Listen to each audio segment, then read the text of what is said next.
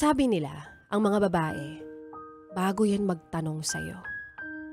May ebidensya na yan at alam na nila ang totoo. Heto na, ang Laika Barista Moments natin na pinamagatang. Sabi ko na nga ba?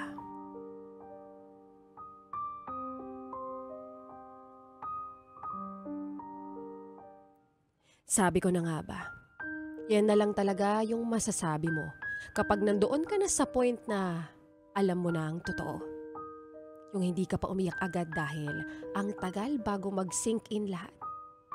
Yung mga naramdaman mong kaba, mga duda, finally, nasagot na. Na hiniling mo noong una na sana hindi ka tama. Sana nag-overthink ka lang talaga. Na sana tama yung sinasabi niyang, wala lang yun, kaibigan ko lang siya. Na sana, nasa utak mo lang lahat ng tanong pero ngayon, nasa harap mo na ang lahat ng sagot. Nasa harap mo na yung sagot nung panahong kinabahan ka nung nag-out of town siya. Nasa harap mo na yung sagot nung panahong nagtataka ka kung bakit weekend pero may meeting daw siya. Ito na, yung moment na hindi ka makapagsalita, hindi ka na makakibo. Kasi hindi ka makapaniwala na lahat ng kaba, pag-iimbestiga at duda ay may ebidensya na.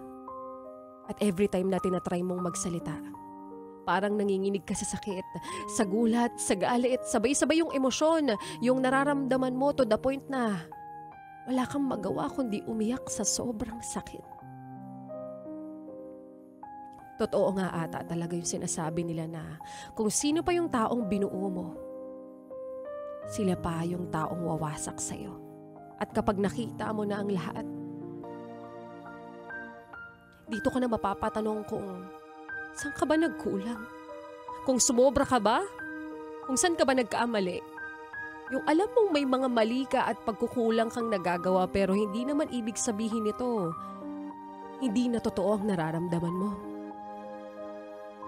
Mapapatanong ka na lang talaga kung paano ba maging sapat at maging dapat para hindi ka iwan? Mapapaisip ka na lang talaga at maiiyak na mali ba yung paraan na ginagawa mo para pahalagahan ka naman?